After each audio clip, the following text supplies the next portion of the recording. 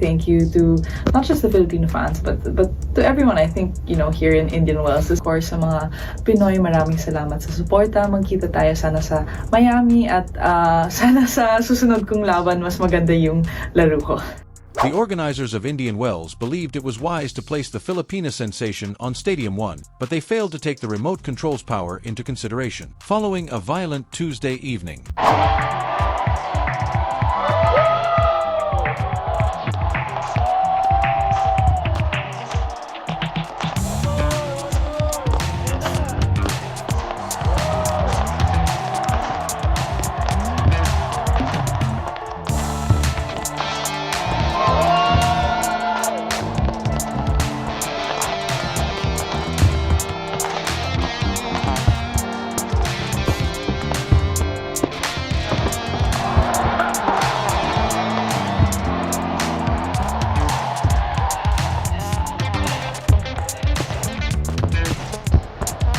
The WTA is experiencing the acute, excruciating effects of the Eala impact. When Eala lost, did you switch off the TV, or are you just acting like you don't give a damn about the rest of the bracket? Tell me in the comments. Look at that, huh? The 5th Grand Slam has just become a ghost town. Who could have predicted this? The WTA is allegedly in complete disbelief, which is executive jargon for, "We forgot that one player was carrying our entire 2026 Q1 engagement on her back." This is in addition to every single individual with an internet connection in the Philippines and the entire diaspora. And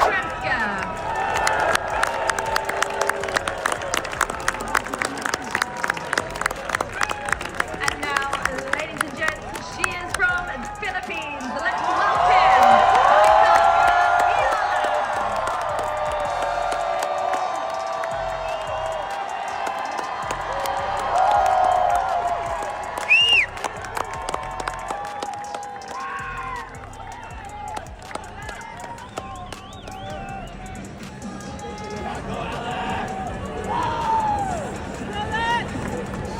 Let's discuss the massacre that occurred at Stadium 1. Linda Noskova, ranked 14th in the world, faced off against our starlet Alexandra Eala. Now, the organizers were so proud of themselves that they prioritized Eala and placed her in Venue 1, which has 16,100 seats and is the world's second-largest tennis-specific venue. In order to meet the excitement surrounding ELA, they even moved American favorite Amanda Anisimova to Stadium 2 for just 56 minutes. Which is how long it took Noskova to remind everyone why she is ranked 14th.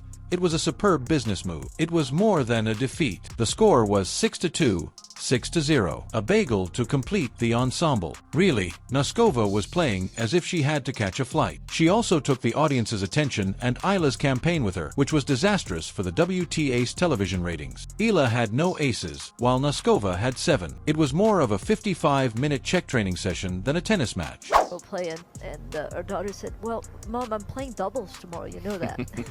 Oh! Oh, that's so well done.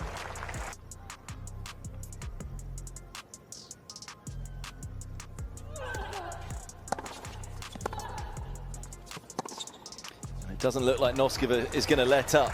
No.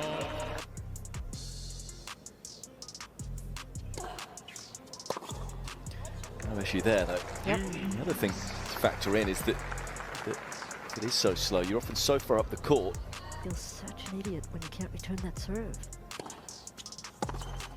Oh, but no issue returning that serve from Noskova.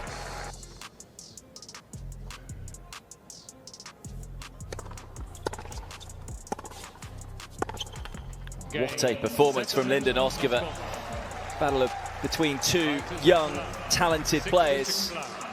But only one really rose to the challenge. Disappointment for Alex Eala. It's been a good tournament for her. Moving inside the world's top 30 for the first time in her career. But it's Noskova who moves on. A simply devastating display of attacking brilliance. It's the better of Eala. 6-2, 6-love to make the quarterfinals in Indian Wells for the first time in her career. Then the inevitable took place. The number of viewers not only decreased but plummeted as soon as the handshake at the net ended. It turns out that your KPIs tend to vanish when a verified rock star like Alex Eala is the focal point of your entire marketing approach. Now, who wants to see the quarterfinals? Polini, Talia Gibson. In a shocking 75-26-61, Gibson nevertheless sent Peeny packing. Noskova and an Australian qualifier will now face off in the quarterfinals. The sponsors are undoubtedly ecstatic about that contest. The irony almost writes itself. Today, the tournament organizers are undoubtedly wondering where all those yelling spectators went as they gaze at the empty seats at Stadium 1. Perhaps they returned to the practice courts, where hundreds of onlookers were watching Eala tie her shoelaces while literally ignoring Alexander Zverev and Taylor Fritz. Let's examine the other significant match that took place. Top spot in the world. At last, Aryna Sabalenka defeated Naomi Osaka. It took 6 years, a maternity leave, and Osaka's sense of helplessness to make it happen. Even Sabalenka, who won 62, 6 feet 4 inches, said that she didn't start improving until Naomi became pregnant. For a vote of confidence, how about that? 70% of Sabalenka's service points are being won. Does nobody care though? Not at all. As soon as Eala set foot on the California hardcourts, the story turned to her. Veterans are also observing. Following the controversy surrounding Australian Open tickets earlier this year, Novak Djokovic made comments regarding the Eala impact. He claimed that an excessive number of people is a positive issue. Indian Wells just discovered the negative aspect of having a crowd that is exclusively for one individual. With a new career-high rating of 28th in the world, Yaya is departing California. She is content. She's happy as she leaves. However, the WTA's viewership statistics are very lacking. Do you recall the lengthy 3-set opening match in which she defeated Diana Istrika? The day-in-the-life video from the competition featuring Eala received around 100,000 views right away. The video that received the most views this year. If a semi-final highlight reel receives 10% of that, they will be quite fortunate. It's almost amusing how the WTA pretends to be on a worldwide tour, only to be caught off guard when a national hero leaves. Because they desired the superstar numbers, they treated her like a star. You receive them, then. You can now view how the off button appears in Manila and other places. Eala's record against Czech players is dismal, but she has a 10-0 record against TV executives. Based on the enormous amount of support Eala receives, the organizers made wise choices. Her placement on the main show court was a statement, yet statements typically require a period at the conclusion. That time was given by Noka, and now the competition is merely a long, silent wind in the desert. Let's examine in more detail why the WTA brass find this Eala effect so frightening. The BNP Paribas Open Channel's YouTube metrics show a graveyard of highlight videos with 2,000 views. Then you click on the Yala videos, and all of a sudden it appears to be an upload from Mr. Beast. While real Grand Slam champions struggle to surpass 5 figures, we are talking about 94,000 views on a day in the live video. Eala's face was included with 7 of the top 10 players on the Class of 2026 Instagram post, as the marketing team essentially leaned into this. She was the only person in that picture who wasn't a multi-slam victor or a seated veteran. Consider the mood of that game. The most of the noise was directed at the girl on the other side of the net, despite Noskova's clinical style of shooting aces and controlling the baseline. The roar was overwhelming every time Eala held serve or even just hit a good volley. It was the kind of environment that the WTA envisions. Outspoken, involved, and ardent. Then there was silence for 56 minutes. The Philippines is not the only country experiencing a decline in viewership. It's about the casual admirer who became engrossed in the story. The tale of the 20-year-old rising star who had previously defeated Jasmine Paolini and forced Coco Gauff to retire is painful. People adore a giant slayer, but the casual audience moves on to the next viral moment when the large slayer is defeated by a 14th seed. We are left with the draw's reasoning in the interim. Sabalenka is in control. Talia Gibson is creating history as the first qualifier in 11 years to go to the quarterfinals, and Mboko is the next Canadian team to watch. It's a fantastic story on paper. It actually lacks the juice. I offer an inherent nationalistic fervor that the WTA is discovering the hard way. Let's also be truthful about the actual match. Nothing made sense.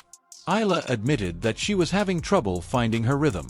For a guy who has been on a stratospheric rise, going from 140 to 32 and now to 28 in only 1 year, it was a difficult pill to swallow.